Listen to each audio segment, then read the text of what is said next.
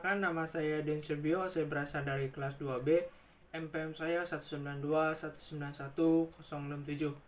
Di sini saya akan menjelaskan mengenai keterampilan gerak. Oke, langsung saja kita ke pembahasan yang pertama. Di sini ada pengertian keterampilan gerak.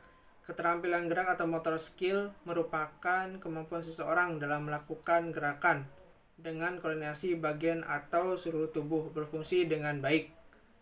Lalu tingkat koordinasi gerakan relatif tinggi. Kemudian untuk mencapai atau memiliki keterampilan gerak yang baik diperlukan proses belajar dan berlatih dalam jangka waktu tertentu. Oke, selanjutnya kita akan bahas mengenai klasifikasi keterampilan gerak.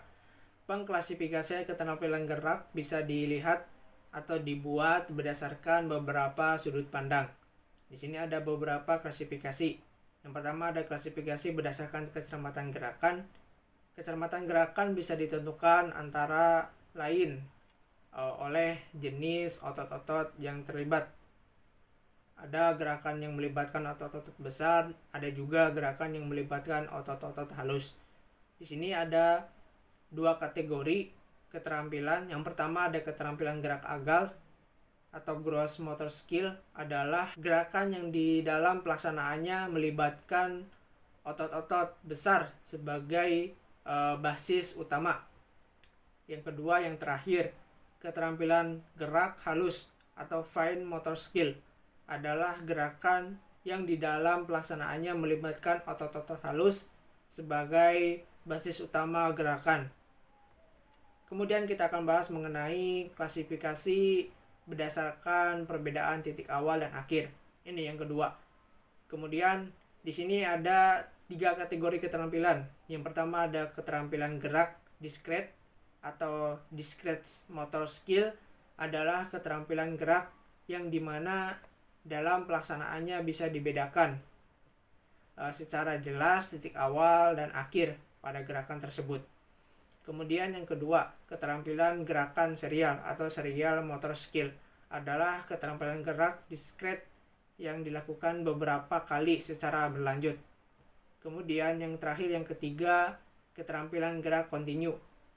Nah, atau continuous motor skill, adalah keterampilan gerak yang tidak bisa dengan mudah ditandai titik awal atau titik akhir dalam gerakan tersebut. Kemudian kita akan bahas mengenai klasifikasi berdasarkan stabilitas lingkungan. Gerakan keterampilan bisa dikategorikan menjadi 2. Yang pertama ada keterampilan tertutup atau closed skill, adalah keterampilan gerak yang dimana pelaksanaannya terjadi pada kondisi lingkungan yang tidak berubah dan stimulus gerakannya timbul dari dalam diri seseorang tersebut atau pelaku itu sendiri. Kemudian yang kedua, keterampilan terbuka atau open skill, adalah keterampilan gerak yang dimana dalam pelaksanaannya terjadi pada kondisi lingkungan yang berubah-ubah dan pelaku bergerak tersebut menyesuaikan dengan stimulus yang timbul dari lingkungan itu sendiri. Nah, itu beberapa klasifikasi dari keterampilan gerakan atau keterampilan gerak. Oke, kemudian kita lanjut ke pembahasan selanjutnya yang terakhir. Kita akan bahas mengenai unsur-unsur kemampuan yang membentuk keterampilan gerak. Di sini dibagi menjadi 3 kelompok kemampuan yang membentuk keterampilan gerak tersebut. Yang pertama, yaitu ada kemampuan fisik. Nah, kemampuan fisik di sini adalah fisik sebagai fungsi untuk melakukan gerakan. Kualitasnya perlu baik agar gerakan bisa terampil. Nah, dalam unsur fisik ini yang membentuk keterampilan gerak meliputi beberapa. Yang pertama ada kekuatan atau strength. Yang kedua ada ketahanan atau endurance. Yang ketiga ada kecepatan dan kelincahan atau agilitas. Yang keempat ada kelenturan atau fleksibilitas. Yang kelima ada ketajaman indera. Yang keenam ada kecepatan reaksi.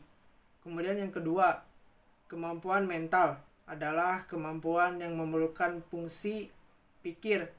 Dalam kemampuan mental tersebut termasuk juga kemampuan imajinasi. Di sini ada beberapa unsur yang termasuk dalam kemampuan mental. Yang pertama di sini ada kemampuan memahami gerakan yang akan dilakukan. Yang kedua, kecepatan memahami rangsangan atau stimulus. Yang ketiga, kecepatan membentuk atau membuat keputusan. Yang keempat, kemampuan memahami hubungan jarak atau spasial. Yang selanjutnya ada kemampuan menaksir irama. Yang selanjutnya ada kemampuan mengingat gerakan. Yang selanjutnya kemampuan memahami mekanika gerakan tersebut. Dan yang terakhir, kemampuan berkonsentrasi. Kemudian kita akan bahas yang ketiga. Nah, ini yang terakhir, itu ada kemampuan emosional. Adalah kemampuan atau kondisi emosional juga berperan penting dalam menghasilkan keterampilan gerak yang terampil itu sendiri. Kemampuan atau kondisi emosional awal yang berpengaruh pada saat melakukan gerakan tersebut, yang terhadap kualitas penampilannya ini meliputi beberapa. Yang pertama ada kemampuan mengendalikan emosional dan perasaan. Yang kedua ada tidak ada gangguan emosional. Yang ketiga ada merasa perlu dan mau melakukan gerakan. Dan yang terakhir ada bersifat positif terhadap prestasi belajar gerak itu sendiri. Oke, segitu saja yang dapat saya sampaikan. Kurang lebihnya mohon maaf apabila terdapat kesalahan dalam tutur kata ataupun dalam penyampaian. Saya mohon maaf. Terima kasih.